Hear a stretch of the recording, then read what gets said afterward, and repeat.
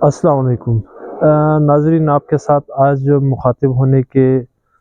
پیچھے چند ایک وجوہات تھی جو مجھے اس بات پر مجبور کرنے لگی کہ میں آپ کے سامنے پیش ہو کر حاضر ہو کر اس پر اپنی طرف سے جو چند ایک معلومات ہیں یا information being a student of finance, یہ ایک اخلاقی طور پر ایک انسان پہ فرض ہوتا ہے کہ جو اس کے پاس ایک کسی بھی حوالے سے علم ہو تو وہ عوام کے ساتھ شیئر کرے، وہ عوام کو اس حوالے سے آگاہ کرے۔ آپ نے نوٹ کیا ہوگا کہ اس وقت آپ سوشل میڈیا پہ یا ٹی وی چینلز پہ یا میڈیا پہ کہیں بھی، چاہے وہ پرنٹ میڈیا ہے یا ہارڈ میڈیا ہے،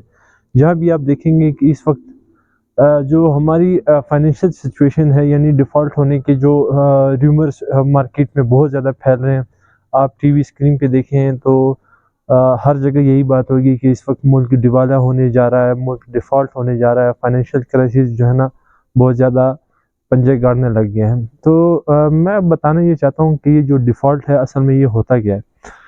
ڈیفالٹ میں ہوتا یہ ہے کہ جب کوئی ملک اپنی اس کی جو آمدن ہے، یعنی کہ جو ایکسپورٹ سے یا ریمیٹنس سے باہر سے جو ورکرز لیبر جو پیسہ بیچتے ہیں ملک میں، تو وہ ڈالر جب آتے ہیں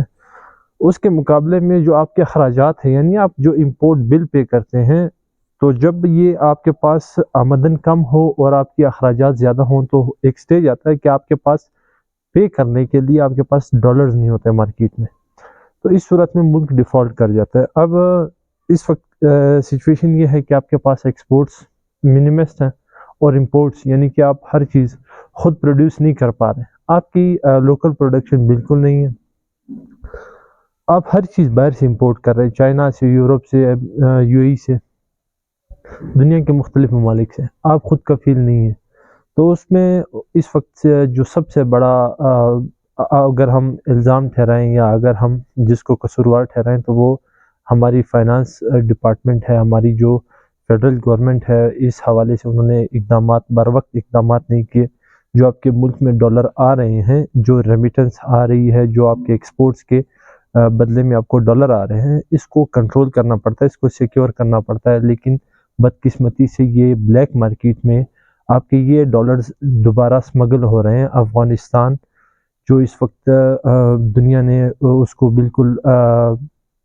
ابھی تک ایکسیپٹ نہیں کیا، وہ اپنے آپ کے اوپر جو ہے نا اس وقت ایک خود فائنینشیل اس کی کرائسس چل رہی ہے، تو وہ سچویشن یہ ہے کہ آپ سے ڈالر یہاں سے سمگل کر کے لوگ افغانستان لے جا رہے ہیں۔ آپ کے ملک میں اس وقت ڈالر کا شدید بحران ہے۔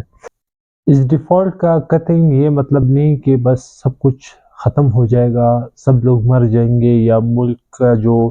اس وقت سچویشن ہے، یعنی کہ جو پروڈکشن ہے، مینوفیکچرنگ ہے، یا ہمارے ہاں جو ڈیلی لائف روٹین کے جو کام ہیں یا بزنسز ہیں وہ سب ختم ہو جائیں گے، ایسا بالکل بھی نہیں ہے۔ ڈیفالٹ کا مقصد صرف یہ ہوتا ہے کہ آپ مالی طور پر جو آپ کے بلز ہوتے ہیں، امپورٹ بلز، اس کے لیے آپ کے پاس ڈالرز نہیں ہوتے، یعنی آپ کی جو بیرونی قرضے آپ نے ادا کرنے ہیں، جو قسطیں ہیں،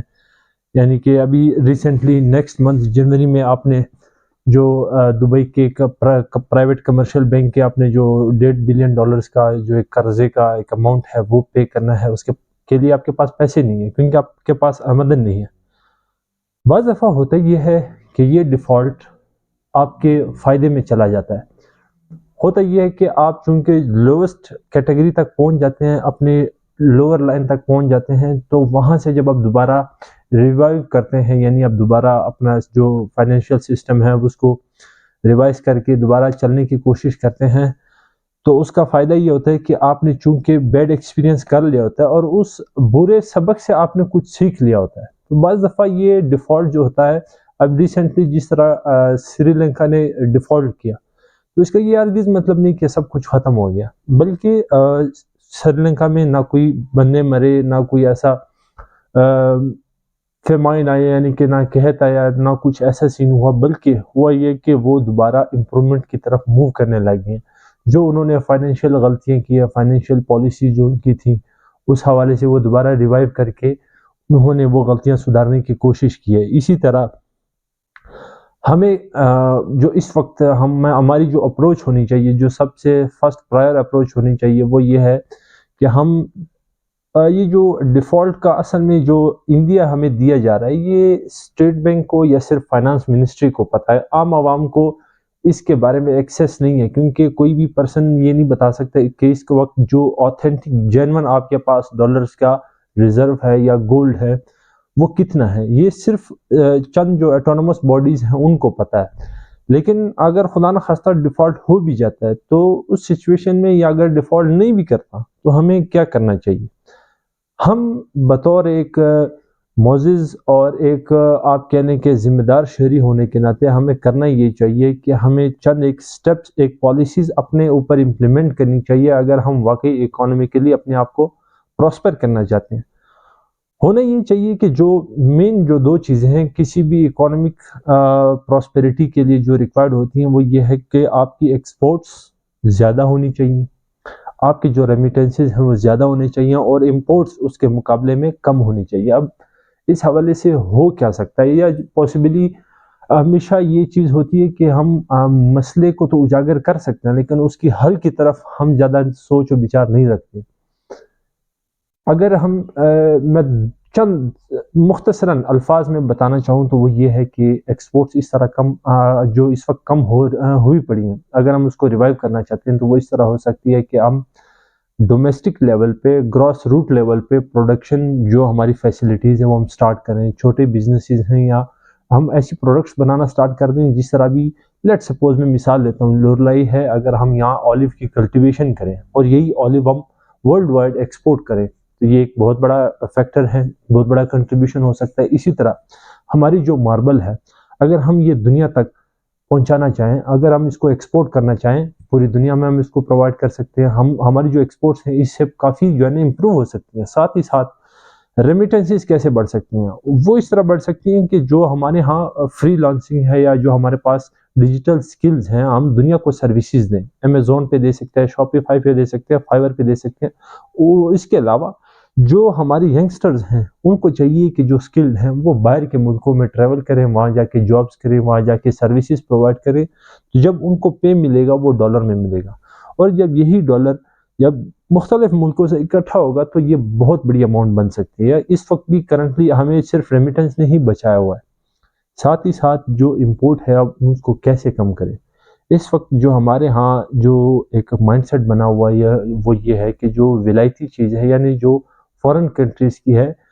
اس کو ہم بہت زیادہ پرائیورٹائز کر رہے ہیں، یعنی کہ ہماری کار مینوفیکچرنگ سے لے کر ڈیلی لائف کی کوئی بھی ڈیری پروڈکٹ ہو، فوڈ آئٹم ہو، کچھ بھی ہو، کلودنگ ہو، کچھ بھی ہو،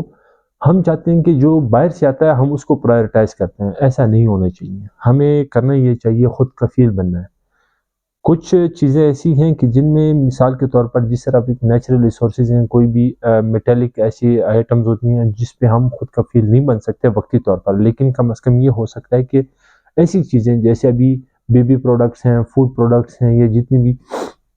ہمارا فوڈ سٹف ہے یا کار مینوفیکچرنگ ہے یا کار فیسلٹیز ہیں یا جو دوسری چیزیں جس طرح کپڑا وغیرہ ہو گیا یا باقی معمولی آئٹمز، اگر ہم اس کی لوکل پروڈکشن سٹارٹ کر دیں اور بجائے ہم امپورٹ کرنے کے ہم یہاں ایک اچھے سٹینڈرڈ کوالٹی کے ساتھ اس چیز کو نہ صرف بنائیں بلکہ اس چیز کو بنا کر باہر الٹا ایکسپورٹ کریں۔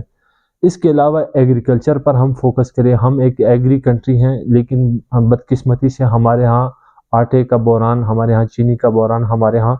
ان چیزوں کا بحران ہے۔ ہم ہونا یہ چاہیے کہ ہم بجائے کہ صرف گندم اور صرف باجرہ اور مکئی کے پیچھے بھاگتے رہنے سے اچھا ہے کہ ہم ایڈوانسڈ اور ماڈرن ایگریکلچر کی طرف اپنے آپ کو راغب کریں، ہم اس طرف فوکس کریں تاکہ ہم کم از کم ان چیزوں میں ہم اپنے آپ کو انڈیپینڈنٹ بنا سکیں اور بجائے امپورٹ کرنے کی ہم اس کو الٹا ایکسپورٹ کریں۔ تو یہ چند ایک چیزیں ہیں یا ایک ایسے فیکٹرز ہیں کہ جس پر ہمیں عام جنرل پبلک کو سوچنا چاہیے، اور حکومت کے بلبوتے پہ ہی یہ سب کچھ ہو سکتا ہے، لیکن بدقسمتی سے ہمارے ہاں جو ہماری لیڈرشپ ہے وہ سنسیئر نہیں ہے۔ اس لیے ہونا یہ چاہیے کہ جو ہمارے انویسٹرز ہیں اس کو اس حوالے سے اس کرائسس میں آگے آنا چاہیے اور چند ایک پالیسیز ہیں یا انیشیٹوز ہیں وہ لینے چاہیے۔ جزاک اللہ۔